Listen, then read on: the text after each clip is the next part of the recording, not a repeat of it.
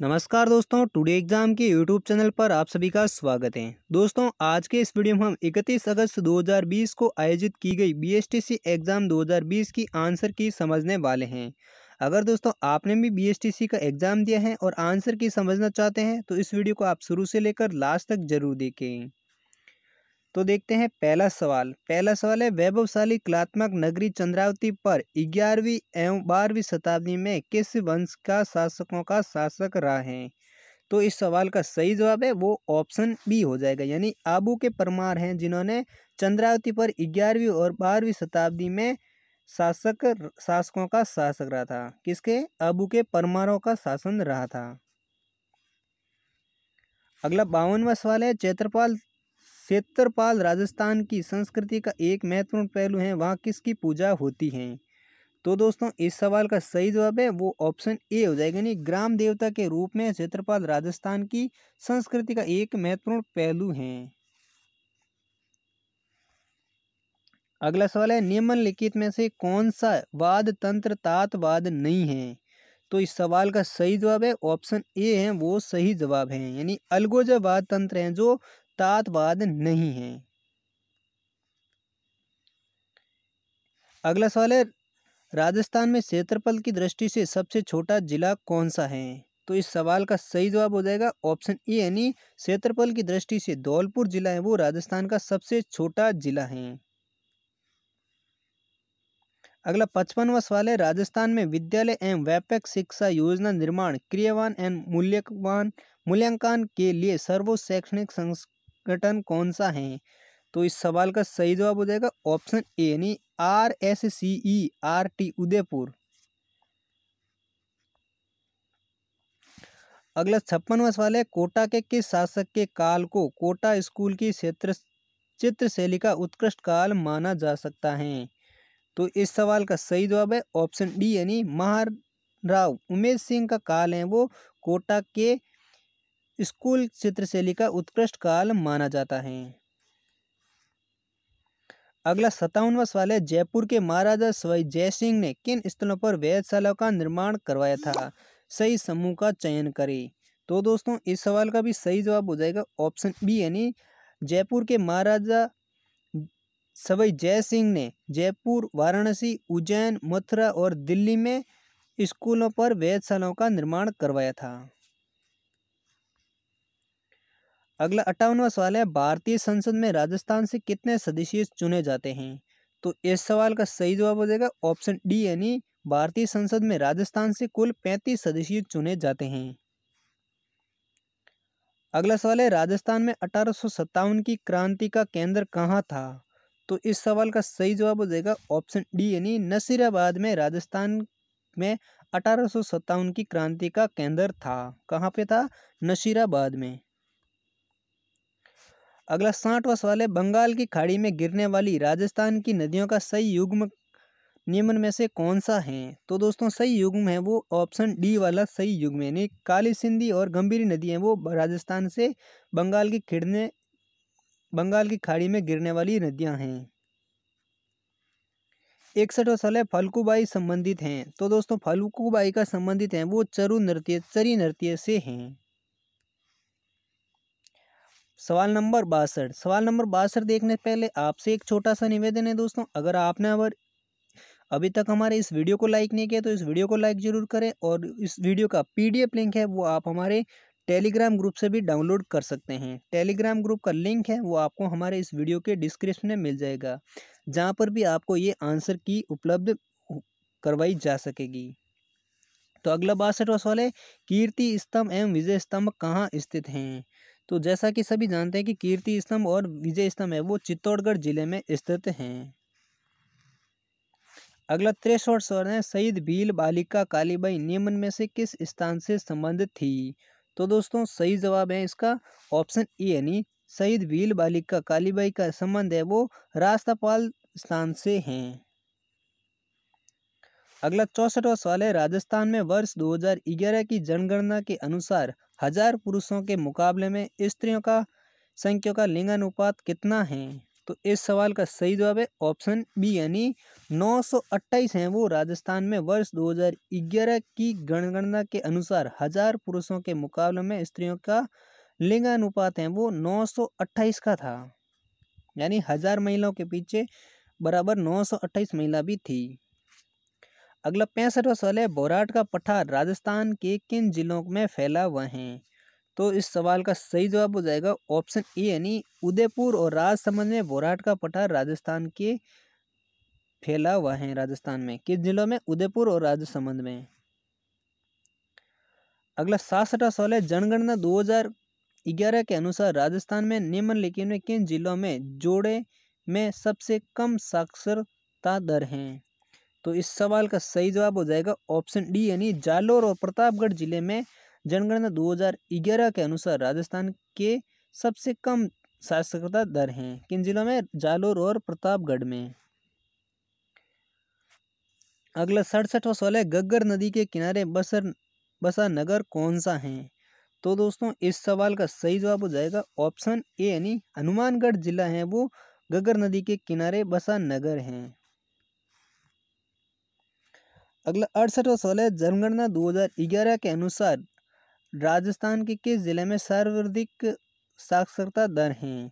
तो इस सवाल का सही जवाब हो जाएगा ऑप्शन बी यानी 2011 की जनगणना के अनुसार राजस्थान में कोटा जिले की सर्वाधिक साक्षरता दर है। अगला 69वां सवाल है मांगणियाकर एवं लंगा लोक कलाकारों को प्रख्यात करने का श्रेय किसे दिया जाता है? तो इस सवाल का सही जवाब हो जाएगा ऑप्शन ए यानी कोमल कोटरी हैं जिनको मांगणियार एवं लंगा लोक कलाकारों के प्रख्यात करने का श्रेय दिया जाता है। सवाल नंबर 70 किस लोक देवता की पत्नी उनकी मृत्यु के बाद सती हो गई थी? तो दोस्तों इस सवाल का सही जवाब है वो ऑप्शन सी है वो सही जवाब है, यानी लोक देवता तेजाज की पत्नी है जो उनकी मृत्यु के बाद सती हो गई थी। अगला 71वां सवाल है राजस्थान की निम्न में से कौन सी फसल मावठ से लाभान्वित नहीं होती हैं?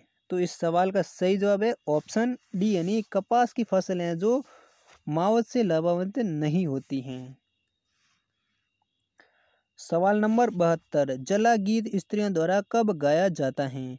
तो दोस्तों गला गीत है वो राजस्थान में वर्ग की बारात का डेरा देखने जाने पर गाया जाता है।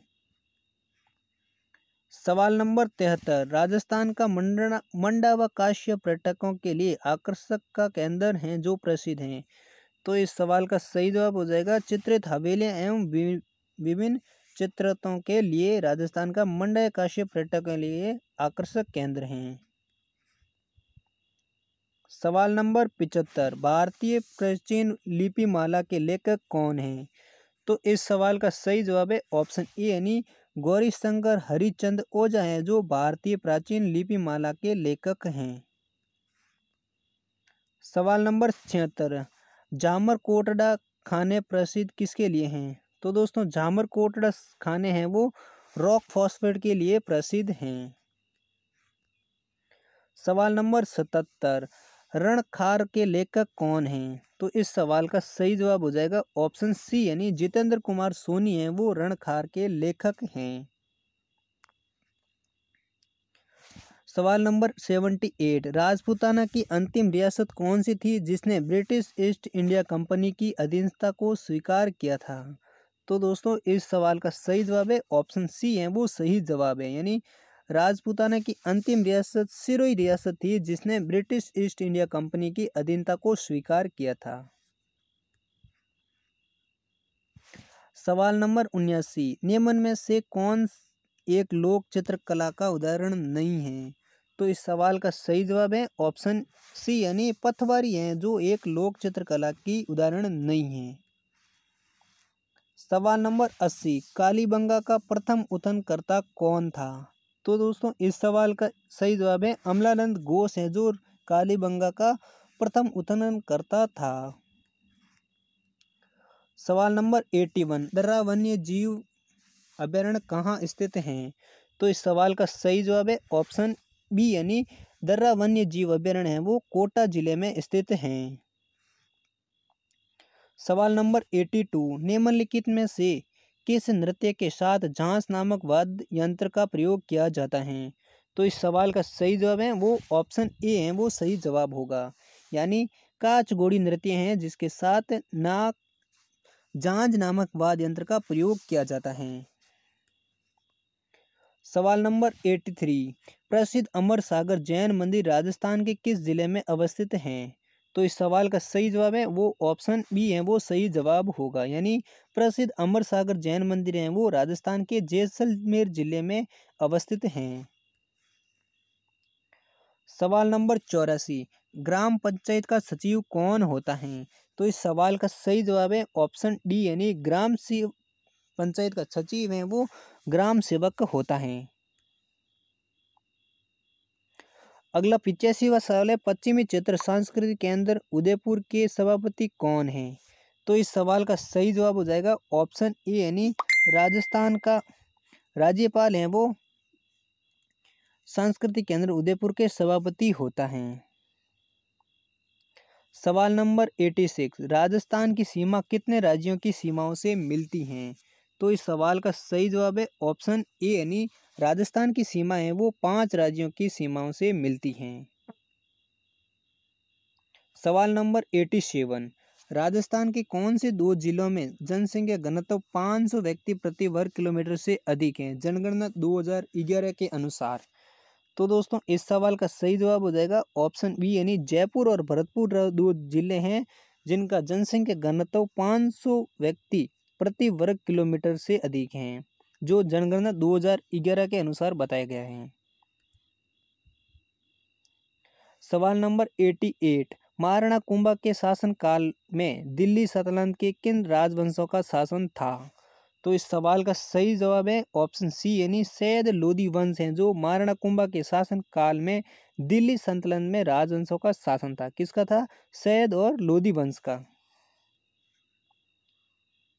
सवाल नंबर 89, प्रसिद्ध पर्यटक स्थल सामोद महल राजस्थान के किस जिले में स्थित हैं? तो इस सवाल का सही जवाब हो जाएगा ऑप्शन ए, यानी प्रसिद्ध पर्यटन स्थल सामोद महल है वो राजस्थान के जयपुर जिले में स्थित हैं। सवाल नंबर 90, राजस्थान का क्षेत्रफल भारत के क्षेत्रफल के कितने प्रतिशत का भाग है? तो दोस्तों ये सवाल है जो काफ़ी इंपॉर्टेंट सवाल है, क्योंकि ये दोस्तों सवाल हर बार यूपीएससी जैसे एग्जामों में भी पूछा जाता है। तो सवाल क्या है, राजस्थान का क्षेत्रफल भारत के क्षेत्रफल के कितने प्रतिशत के लगभग हैं? तो दोस्तों इस सवाल का सही जवाब है दो है ऑप्शन ए, यानी 10.41% है वो राजस्थान का भारत के क्षेत्रफल का भाग है।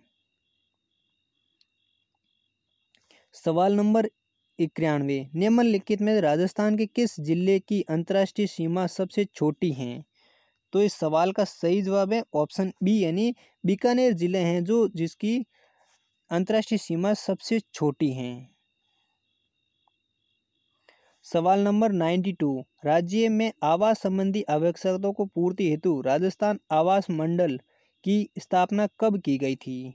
तो दोस्तों इस सवाल का सही जवाब है वो है ऑप्शन बी, यानी 24 फरवरी 1970 को राजस्थान में आवास संबंधी आवश्यकताओं की पूर्ति हेतु राजस्थान आवास मंडल की स्थापना की गई थी। कब की गई थी? 24 फरवरी 1970 को।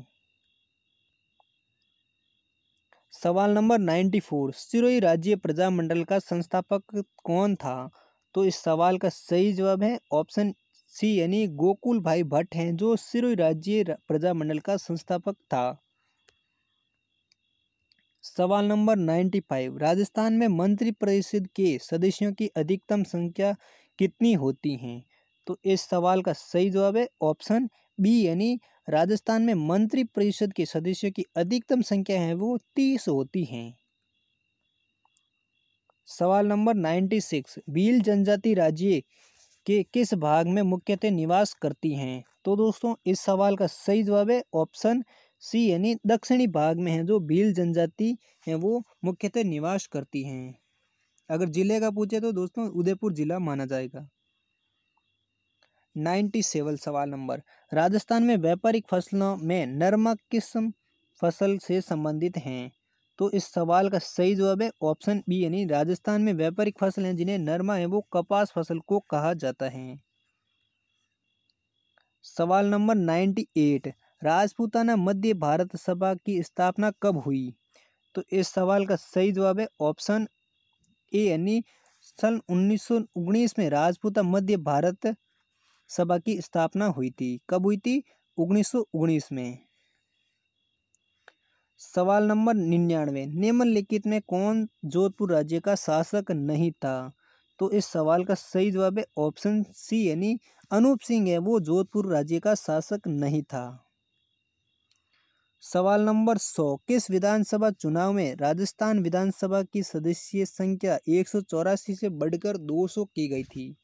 तो इस सवाल का सही जवाब है ऑप्शन सी यानी 60 विधानसभा में राजस्थान विधानसभा की संख्या 184 से बढ़कर 200 कर दी गई है। यानी वर्तमान में राजस्थान के में विधानसभा की संख्या है वो 200 हैं। तो दोस्तों ये थे बीएसटीसी 2020 में पूछे गए सवाल जिनकी आंसर की। उम्मीद करता हूँ ये वीडियो आपको पसंद आया होगा। अगर पसंद आया तो इस वीडियो को लाइक ज़रूर करें और हमारे चैनल पर आप पहली बार आए हैं तो इस चैनल को सब्सक्राइब जरूर करें। और हम मिलते हैं एक अगली वीडियो के साथ। तब तक के लिए जय हिंद, वंदे मातरम।